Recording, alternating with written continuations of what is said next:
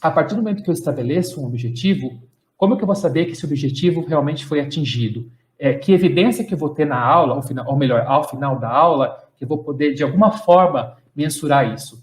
Então, eu gosto muito dessas perguntas, porque eu acredito que elas realmente, elas dão, independente da aula, elas conseguem dar um guia legal para aquilo que a gente tem que levar em consideração na hora do planejamento. E uma coisa que eu percebo é que quanto mais a gente pensa sobre elas, mais fácil fica na hora de planejar, porque a gente começa a levar isso, e vai ficando natural, né? E a gente acaba, com o tempo, levando tudo isso em consideração.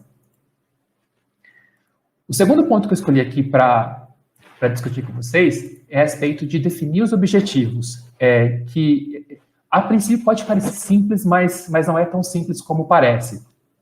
Definir um objetivo de aula pode ser complicado, eu diria, por diversas razões. Vou mostrar para vocês 3 objetivos. Na verdade, nem todos eles são realmente objetivos de aula, mas é justamente esse o ponto. Quero mostrar por que 2 deles não são e um deles é um bom objetivo de aula. Eu vejo muito isso, por exemplo, quando professores começam a fazer curso, o que a gente chama de Pre-Service Teacher Training Course, né? Aqueles cursos iniciais para professores que estão começando, ainda têm pouca experiência.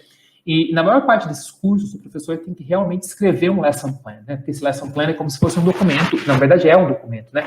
Que vai ser avaliado para fazer parte de todo o processo de avaliação do professor. Então é uma coisa mais formal, o professor tem que realmente colocar no papel tudo que vai ser feito, para que a pessoa que vai assistir essa aula possa entender qual que foi a lógica, né? Que está por trás daquela aula. O que o professor levou em consideração, o que não foi levado em consideração. E na hora de realmente articular esse objetivo, muitos professores têm uma certa dificuldade. Por exemplo, se vocês observarem aqui o primeiro objetivo aqui, o primeiro objetivo de aula, que pode parecer um bom objetivo, né, fazer um roleplay de uma entrevista de emprego com os alunos, se a gente olhar cuidadosamente, a gente vai perceber que fazer um roleplay de uma entrevista de emprego, na verdade, não é um objetivo de aula. Fazer um roleplay é a descrição de uma atividade.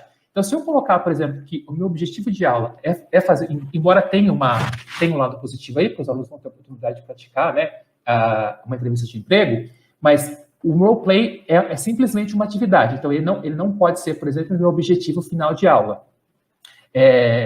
Essa é uma coisa para a gente tomar cuidado. Embora os alunos possam passar um bom tempo da aula fazendo um roleplay, ele não vai ser o meu objetivo final, ele não vai ser aonde eu quero chegar.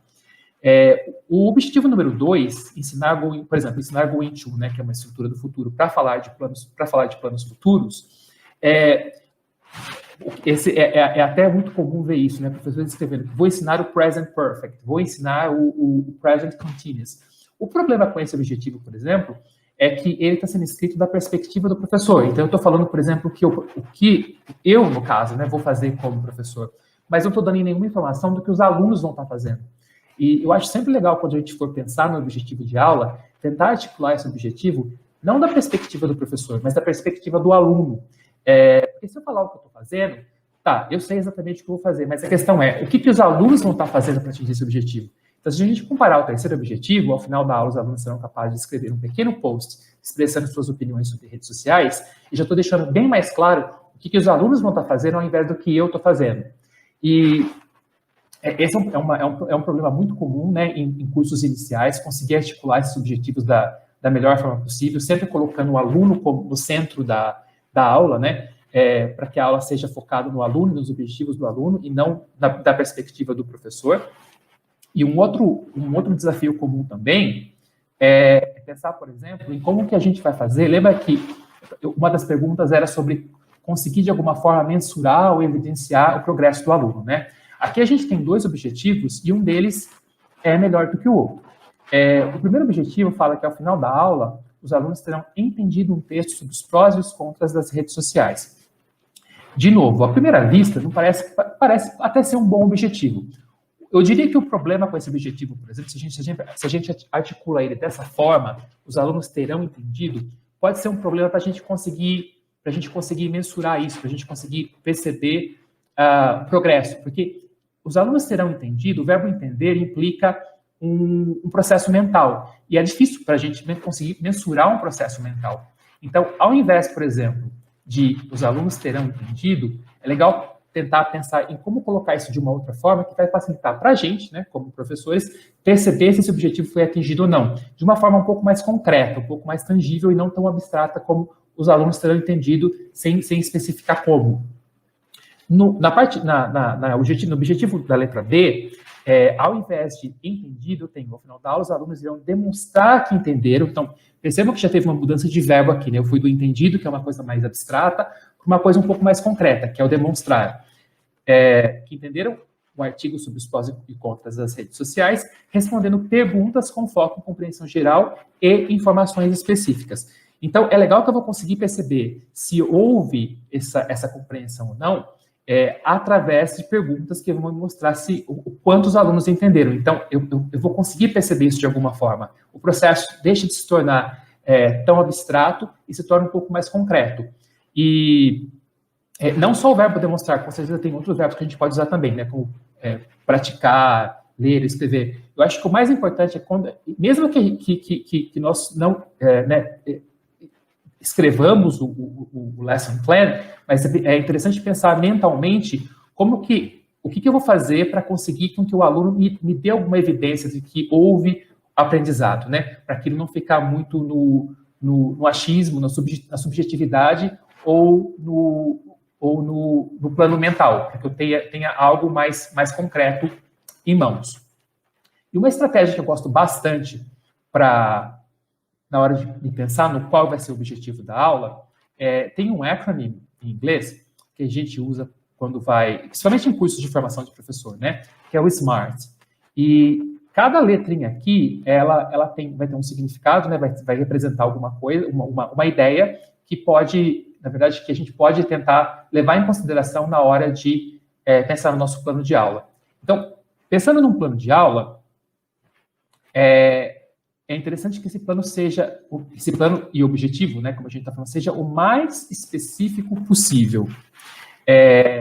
Quanto mais aberto for, quanto mais vago for, mais difícil para a gente conseguir perceber se o nosso objetivo foi atingido ou não. Então, além dessa especificidade, é legal também levar em consideração como que a gente vai mensurar isso, né, que é a segunda letra aqui, measurable. Como que a gente vai poder mensurar se houve resultado, se houve progresso, se houve desenvolvimento, pensar em como isso pode ser feito.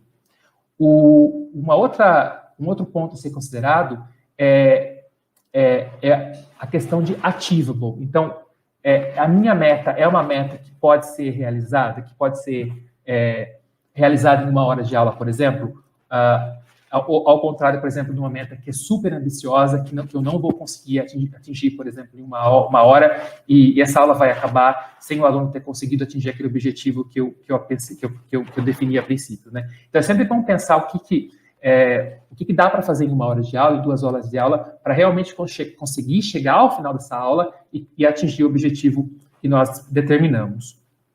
O R é de relevante, pensando sempre qual vai ser a relevância dessa aula para o meu aluno, e o T de timed, no sentido de que quando o objetivo que eu tracei vai ser definido. E se a gente olhar para aquele objetivo do slide anterior, quando eu coloco ao final da aula, eu estou me referindo à questão do timed, porque eu sei exatamente quando eu espero que esse objetivo tenha sido alcançado. Continuando aqui, os alunos irão demonstrar que entenderam. Quando eu falo demonstrar que entenderam, eu já tenho algo que vai facilitar eu conseguir mensurar isso. E os alunos vão ler um artigo.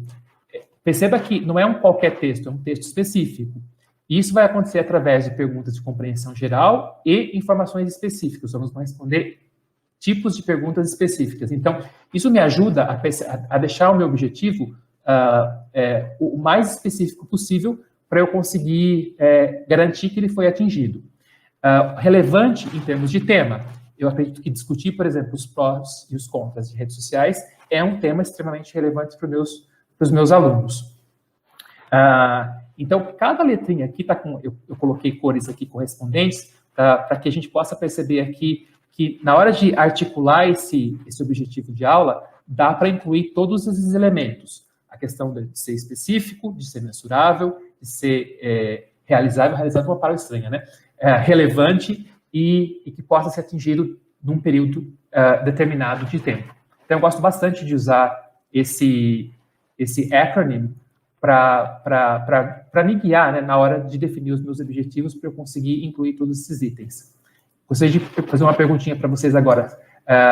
Alguém aqui já estava familiarizado com essa sigla? Ou vocês estão vendo ela pela primeira vez? Mais por curiosidade mesmo.